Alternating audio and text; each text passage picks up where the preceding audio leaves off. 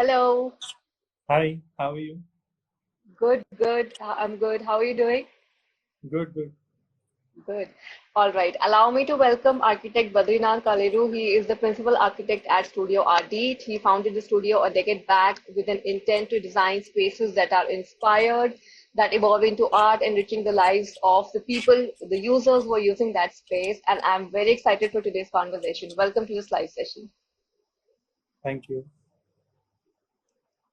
So, it's been more than a decade since you founded the studio. How has your journey been over these years? Yes, well, it has been an interesting journey. Probably like we have been through the tougher times of the practice because we belong to a lineage where we don't come from architects' families. We started all by ourselves, and even this place where I'm practicing is was pretty new to me. I actually moved in before I started the practice, so it was like a lot of new things at a time. I think things have evolved over a period of time, and I think we are really happy to be where we are and to sail through our ship for all these years.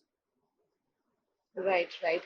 So, none of us anticipated that things are going to change so quickly with digitization. The market trends are changing, the business trends are changing. So, how do you keep up with all these changing trends? I think digitization for everybody today. I think we are living in a digital world, and digitizing, like it's something that we cannot avoid it. Either we get updated or we get outdated is the main. For a practice like this, we have always been a pro digital company rather than being okay. We would be the last one to do that. So we were always like probably trying to be the first one to do that in that kind of scenario. So newer technologies actually help us, at least in our kind of practice, wherein we try to do a lot of experimental work. So it is like a very good solid tool which helps us to work with our clients. It actually helps us to make our clients visualize better. Like we have been using virtual reality for past 1 2 years for some of our clients, wherein we were trying to visualize things which haven't been built. For example, we were doing a large installation inside an interior space, and it was pretty tough, quite a big huge sculpture. So to visualize it, if you want the client also to be to take an informed decision, so taking an informed decision with the client, you also want his visualization to be at par with yours, wherein he could play an equal say, so that it might not come back to you and say that, okay, probably I have visualized as something else and this looks totally alien to me. So these kind of things wherein it changes a perspective, and that is what it brings a new perspective and somebody who is more informed to it, and that has been possible because of technology.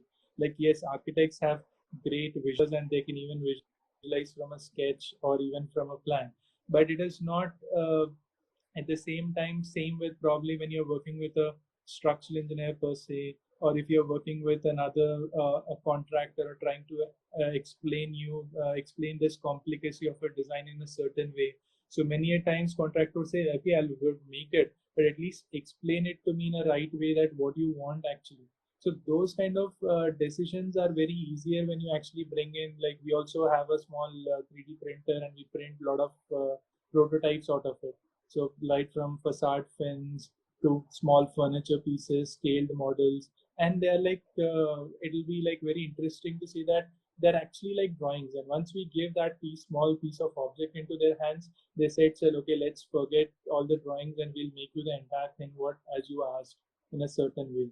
So these things would actually make things quite faster. And like when we make furniture and any kind of installations, I think 3D prints and these kind of technologies are very, very makes you very empowered with compared to what conventionally we used to do with drawings. Because drawings anyway, like when there are linear, rectilinear structures, like drawings are probably the best medium. But when you actually have organic structures and quite a lot of complicated geometries, we have tried several ways. Even like 3D views only have a limitation to make the person understand to a certain point, and it doesn't for example, a chair would not justify in a drawing. You need to see the entire the how the volumes and how the curves are flowing. So when things change planes, that's when drawings I think would have their limitations. And probably I think digital ways are the newer ways, and probably that would be the order of day tomorrow. Right, right. So recently you were in masterclass with Glenn. How was your experience with about the masterclass? It was probably one experience. I would say that if something would happen to you in a period of 15 days, and that's something that could change your life forever. So something of those kind of experience was that what I would say that I've experienced there. Because Glenn as a personality, he has a very strong personality, as a very simple, humble person. But at the same time, his ideologies of space and how he explains his things, it was really like you get back to your core basics, and how like for example, I would understand how important nature is, though I would have studied it, but I would have felt it when I have seen his projects, each of them, how they respond to nature. And the whole idea of the experience was, he said, like you actually work with earth like a partner, and that's when it is like a good building is like an it's an instrument, and the orchestra is done by the nature, rather than saying that we create something very interesting. We would always say that great architecture is always discovered, it's not invented. So like a lot of things when you actually see with him were pretty amazing. And it was probably, I would say that I would always recommend younger architects, if they have an opportunity, to take something, these kind of programs with Glenn or any one of the masters. But it would really change it to you to the core, and makes you very interesting, and makes you really like something that wouldn't I wouldn't probably express it the right way, but something that has changed a lot in me, and also the way that I would do my designs personally. Right. So if we talk about any of your projects, the way that you use geometry is bold and non-repetitive. So how would you define geometry in terms of architecture? Geometry per se, like geometry is always when you look at different geometries, and geometries have a very strong connect to like to human beings per se. They're always like every geometry, for example, a skewed angle, a sense of space. When you live when you stand in a skewed space, it always feels like a diminishing space and an expanding space, always has its own sense of invitation, or in terms of energies, that would say. So these kind of geometries, like for us as a practice, geometries have been always been uh, very important. And this would be like if you see the works of Daniel Lipskin per se, even if you see the Jewish Museum in Berlin. So I could, when you walk through those spaces, being those aisleways and different things, the kind of geometries have been used would actually the design of museum is so powerful and has a very strong impact on you, which even like the curator would have achieved a certain kind of content, but the architect would actually have created a taken the content to a very great level. So that is what geometry brings in, or it adds to a newer dimension, because we live in a world wherein we are not blessed with sites wherein say that we would be like how many times we would build a Taj Mahal, or we would have to so much of foreground to build something of that. We could actually would build like a capital complex in Chandigarh, wherein you walk into the plaza and you could actually see the front facade, and then you slowly approach to the building. So those are only like once in a lifetime opportunities that anybody would get per se. I think most of us would get. So when you talk about everyday buildings and the kind of expectations clients have evolved in, like looking at the digitization, the kind of expectations, also how the clients increase with every project.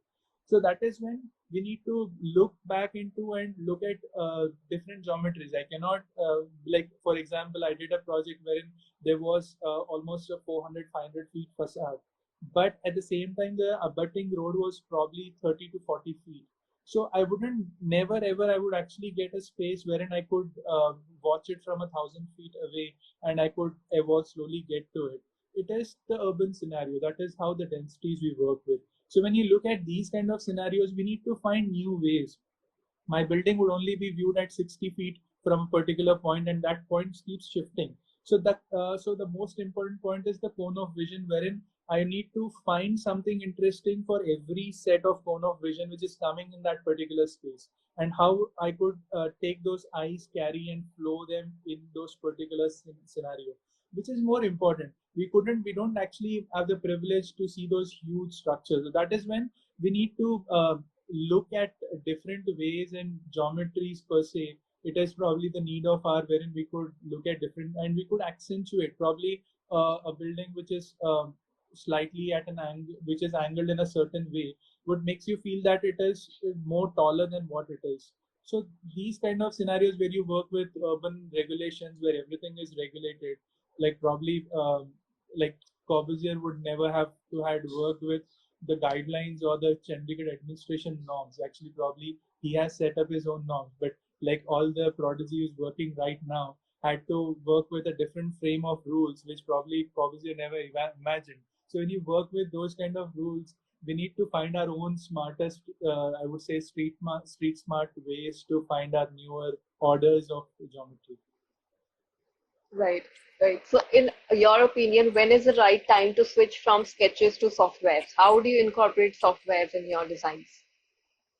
I think it is more about it's more like it varies from person to person, and like in for us, for example, in for me when I we work on so sketches and starting off with softwares are probably they would happen at the same time or they would happen in tandem, because we are not like a conventional practice where you sketch out everything or you develop everything, and softwares are only added tool to produce certain amount of drawings. So we actually work because it depends. It's something like a project like Timber Rhyme is has been designed digitally, evolved digitally, and fabricated digitally, and then assembled at site. So those kind of projects would actually need a different kind of intent, because end of the day it is all before the sketches. It's about the feeling of a project, how you feel in a certain space, and those kind of feelings if you can generate in your sketches and if you can translate into your drawings, very good. But at the same time, like now more and more people like work on computers and they develop soft models directly, which is also a good way. I would always never rate anything superior or inferior. There are different ways. I think one should choose a way which is more appropriate to them and should not be let down by saying that, okay, I'm not good at sketching. But if architect needs to be good visualizers, and visualizing is independent of sketching. They were connected at certain period of time where we didn't have technology.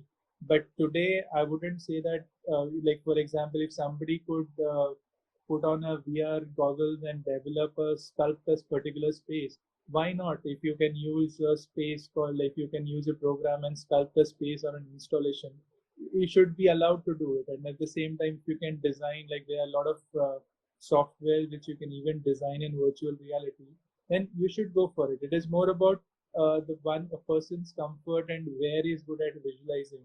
Like Greg Len says that he always puts on HoloLens and he does a lot of designing and how he does it, which is and the kind of designs probably if you see Zahadi, so they're like so those kind of designs would actually have been developed in a certain way and perform in a certain way.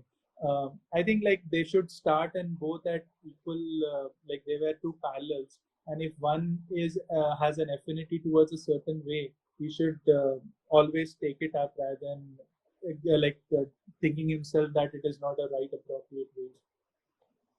Right.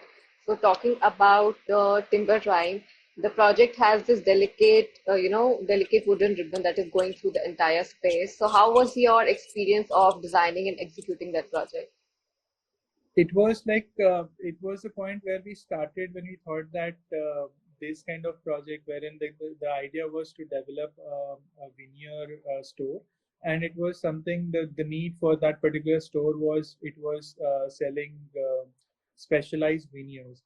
And so wood as always has been understood as a project a material which is in more rectilinear ways and which is more solid per se, and which is not known. It is like a metal is always known for its flexural strength, but wood is more known for its compressive strength. And look, though it is known for its flexural strength, but it is not imagined in a like a ribbon kind of structure. That's kind of sleekness. So that is when we thought that if we could create a dialogue, because um, like I would say, I was reading a book of Louis Icahn wherein he said that spaces should they're not necessarily to enclose you, but at the same time they need to make provide enough reasons to create new interactions, and that is when a space justifies for itself. So this was one of the this thing wherein the ribbon structure was free flowing. It forms the table, it forms the chair, it forms in a wall console. So something that keeps moving on continuously, and it is more like an immersive installation where you walk through it, where you could experience all those things. So this kind of project, it was very difficult for us to probably like first convince the client. Then it was very difficult to execute because we had to we thought of doing it, it was all sliced and cut on a predefined CNC, and it was joined on site. So it was, though there was a lot of the computer part was relatively easy, wherein we could slice off everything and do this thing. But to make a normal person understand how this puzzle would work, and every time like the we also like would actually client would come and say that was this complicacy actually needed, or was it something that can we do away with it, or is it something that has it been done before? Because this is the most like common question we actually get to listen from our clients, like has it been done before? And we were always like, okay, we try to create something, you want something to be created which was not created before, but you actually wanted something that has you have seen something that you have seen before. So this is it's like a never ending question how we try to solve it, and to always to bring them into confidence at the same time. So that's when then we like, so for example, in this case we actually made a model to a client and gave it to him that this is how it will look, and he was so impressed with the model he actually took back the model with him. And that is when, and after 2 days, everybody even before the project was finished, he was so excited. Anybody who asks that what is happening, he just shows the model and the person is also excited. So that is when there's a confidence that is being building up. And then there's also a lot of pressure that there is no chance of failure. So that is when we do a lot of smaller mock-ups, different ways of understanding.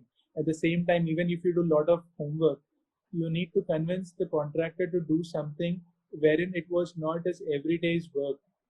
So when you do it, and even for when you like these kind of scale of projects, when there are more simpler or smaller contractors you're working, for them it's like sometimes doing a wrong informed decision would actually they will lose money on the project. So that is also very important, wherein we tell them the complicacies of it. At the same time they try to work around it, and we motivate them enough wherein like we can also help them out how they can visualize it. So that is also very important. Otherwise sometimes we have seen that it's a very nice art installation, it has come out well, and the client is also very happy, but the contractor at the end of the day he has lost money in it, because probably he might have not understood the complicacy, or probably he might have over like under calculated the risk or the wastage or some particular parameters, which at the same time, because he was also an equal stakeholder, so which he also needs to be equally empowered like others. Like we cannot like build projects and contractors failures. We need to work on like contractor success as well as client success. So it's an ecosystem where that needs to function. So that is when like even in this, like we had a contractor who could actually fix those things, and we could actually convince him. We had to wait for him. So they, because there were like at least 4 contractors who said no to this, looking at the complicacy of it. So that is when we actually believe in like more simpler pieces who actually would take the risk of taking up something which is more complicated or something that they haven't done before. So those kind of attitudes needs to be inculcated in people, and that's when we could create something. Because even like for example, this project 4 to 5 years before, probably it would have been more difficult for me, not in terms of design, but to get it executed or to convince the client. But today we are in a position that we have done certain amount of projects in a certain way that client believes in us, and he does it. But way back like 5 6 years, probably it would have been more difficult. So that is when we need to push ourselves at every stage, and we also need to take our contractors and from our clients, everybody on this particular page, because the whatever the work you see, it's actually like lot of hard work of the people who are actually on the project, hard work, lot of coordination from the contractors. So like a simpler project would take like it would take X amount of energy, but a complicated project would take three times that of energy. And that is not just at the architect's level, it's at the client's level, because client needs to be three times more patient than is patient for a simpler project. At the same time, the contractor needs to be three times more aggressive to do it or to accept mistakes from us, because mistakes are bound to happen, and he need to be in a position to accept those mistakes or from done by his people, at the same time still get going. So these kind of challenges we get when we actually do quite complicated work. Yeah. So, Studio Ardete has been a versatile studio. You've worked with a lot of scale, the very different scales of the projects. So, what kind of complications were there that were very common while executing these projects? Or was there a particular experience or a story that you would like to share with us? Like, can you explain? It's about like different kind the complications we get in each of the project. Yeah, yeah. Maybe something that was common in all of the kind of scales. Like one thing which I've told you is like every time the client actually comes up with a phase wherein like we would understand that saying that though he's convinced but is not totally convinced, and say that he just wants to ask us that is it the risk that we need to take and is it necessary to do that. So that is something that we always try to work around, because that phase we see it in every project. Once we do a design proposal, design concept, he's excited about it, but the moment he asks it like is it really possible, can we actually pull it off, is the question that we come up. So that kind of journey, it's more like then you actually have to wear a cap hat of a counselor than of an architect, because that yes, it will happen and it will happen in a certain way, and then you have to work out different ways to happen, because end of the day a good design is what everybody enjoys, but the path that takes you to that particular design is not a very memorable one, is a memorable one afterwards, but when you're going through that particular path, it's not like it's It's with thorns frustrating. and everything. It's not like a flowery bed that will take you to a certain point. So there are quite a lot of challenges. You would have clients with mood swings. At the same time, you would have contractors who are ready to give away the work and who doesn't want to work.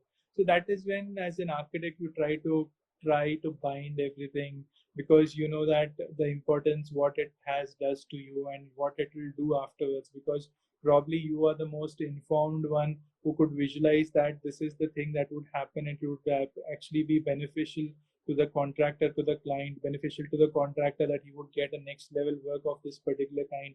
At the same time, client that he would like, if it is an office, the kind of appreciation he would get it from his peers. So there are a lot of fruits that it would bear, but it is only after all the hard work.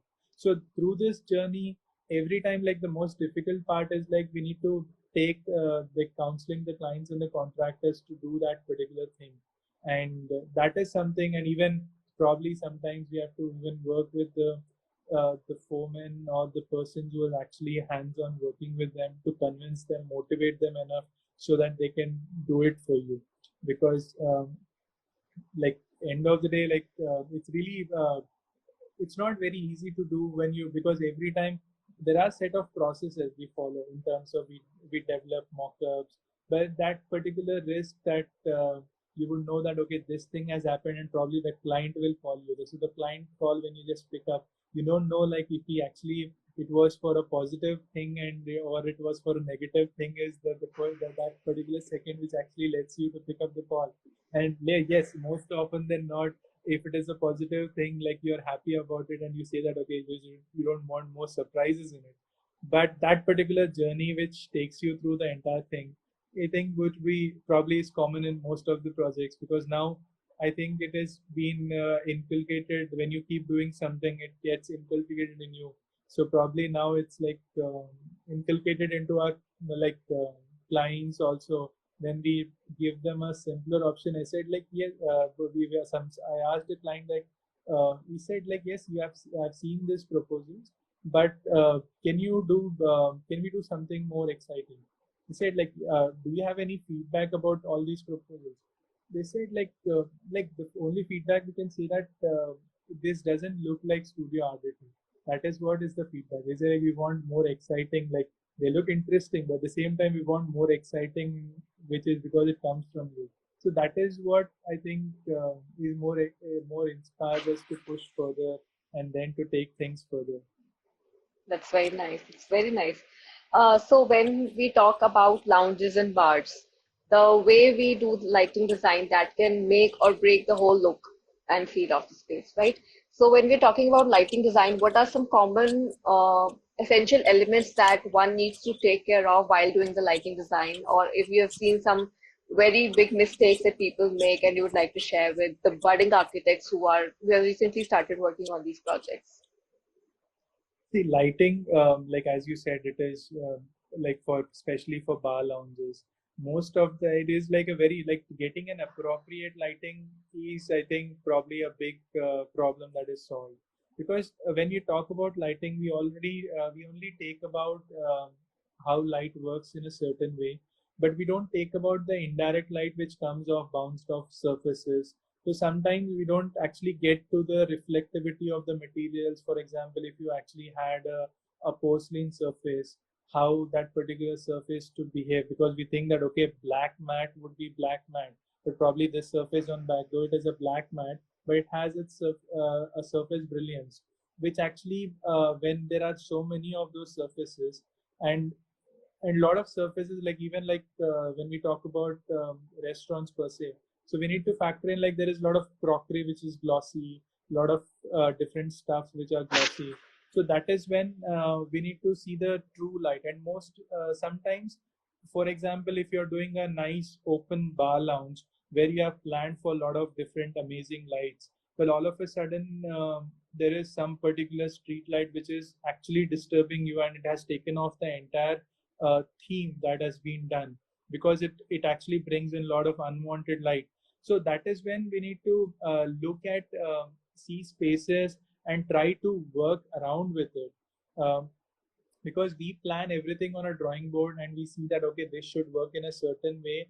Light especially, we have seen that most of, like for example, in one of the bar lounges we had to do up a complete matrix light installation, which is the main installation of the bar lounge. And it was to, and we were actually had to see the bounce of an acrylic mirror, and which was hand painted with a translucent paint. So to see that surface of a bounce of a light in a mirror on a turquoise translucent acrylic mirror, which was hand painted, and in a space wherein you actually it's an open lounge. So the main part was like we can only do the light testing after when it goes dark, and because the space was started before the matrix installation was done with some basic spaces, it was furthermore challenging to get to we had to actually literally to start our lighting programming with the programmer at 1 a.m. at night, because it was that is the time when the bar shuts down. That is the time wherein you get lot we don't actually have lot of unwanted light, and that is when we used to program the entire thing. And programming matrix, like what I know of it very bit, because it needs to we need to generate certain patterns, we generate those certain patterns, and we were more focusing on how it would evolve in a space, because when you're standing at a certain space or at the center, how I would want to flow things to flow with it, because we had a ceiling installation and we had a bar counter which need to perform, and we were doing several different kind of lighting scenes. So it was like literally I used to finish off my office, had my dinner and everything. After my family sleeps, I used to drive back to that particular place. We do the setup whole night like for 2 3 hours, and those 3 4 days where we are doing this setup, it was pretty like it was pretty interesting at the same time, because we are doing a lot of new things. But at the same time, how like we understand that how complicated it is when you actually want to create a very interesting lighting. Because even in a certain spaces, because in some of the projects, like when lighting design say that sir, this is some unwanted light which we don't want, and but this is something that is existing. So that is when we need to see the surfaces, we need to see how it performs. So I would rather recommend that whenever we put fixtures in a bar lounge, most often than not, we need to work with, definitely one should always do mock-ups, see the smaller impact and then take it up to the scale. Don't ever assume that this particular, don't believe anybody who says that this particular works in a certain way. Do see it for yourself. Look at for when it is closer to the finishing, look those lights. Never finalize your lighting scheme, or never let your client order your lighting before you don't do the mock-ups, which is very important. At the same time, when we do mock-ups, even we do certain amount of lights, if you can actually go for some kind of dimmable lights, because you'd never know that what kind of intensity certainly you would need. Even like no lighting designer would be able to like tell you in a certain way. So we always prefer that we put lights which can be dimmable, though they don't need to be an automation, they can just be dimmable for once. But once you do that, you can actually get a certain amount of control to a light wherein you could, based on the reflections, or sometimes if there is we don't even factor in when there's a bar lounge, there's a huge screen. We also need to factor in the amount of light that is coming from the screen, which is not, it is just a media panel at the same time, but it itself brings in a lot of light. So that is when we need to balance out things in real sense rather than in an academic way. Right. So you have been practicing for over 10 years. What are some important learnings that you would like to share with budding architects or designers who are just started practicing? Like when we started initially, like as every, like probably like when we started, we didn't work with, we yes, we worked outside India but didn't work with many architects here. So we started off practice more like we jumped into the ocean and we tried to swim, that kind of scenario. So we actually had to learn a lot of things the hard way than the right way. So in this scenario, I would say that like for all the designers who are coming up, like it is very important to work on what you believe, because when you start a practice, you actually get like wanted or unwanted feedback from so many people, like this is the right way or you should work in this certain way. But you from inside would know that probably this is not the right way, but you still, because saying that okay, this is the most popular thing, I need to go for it. And we most often than not get carried away into it, and then after a certain period of time we believe that probably we have not done the right thing that we need to do. So when you start a practice, like, because when you start a practice, very difficult to get through, negotiate with the early years. There have been a lot of difficulties in different times. So that is when you don't need to lose your core self, because once you lose your core self, then you it's okay, like always client would always want an easy architect who would, so there is no harm in listening to clients. One should always be a good listener and listen to everybody and even to clients. But at the same time, good listening doesn't make you that you just follow those instructions or to do it, because end of the day what prevails is that what is right is would always be right. So even if you're gone off a project, so what is right would remain as right. So that is so when you actually build your core principles and not deviate with it and stay with it, pursue it for a longer time, that would I think would slowly become a differentiator than if you work with flow with the flow. Probably after some time there would be a point of self-realization wherein you say that okay, this I've been doing for some time, but this is not the right thing I need to do from right on, or I was doing it because of certain compulsions. If you keep the core strong and if you develop, if it is okay that you get less number of projects, it's okay that you work on a certain, you don't need to scale up so fast, you can actually scale up slowly. But at the same time, if you focus on your core principles, then if your foundation is strong in an architectural way, then yes, you can make some amazing structure above it. But if you weaken your foundation from beginning, then you always need to strengthen it during your course as you want to as you want to go to the next level. So rather than retrofitting your foundation, lay a good foundation, work on it so that you can actually be more, you can take it up to the next level. We have got a couple of interesting questions from the audience who are live with us. The first one is, which one is your favorite project so far? Uh, like like probably like every project you do, I think it's very close to you. But I don't like, if I see, for example, Pavilion is one project which was very close to me, because like architects, we work with different kind of briefs. We work with a commercial brief. We work with different kind of briefs per se. Like we have a lot of challenges in terms of addressing the area requirements or budgets or fitting in a lot of requirements.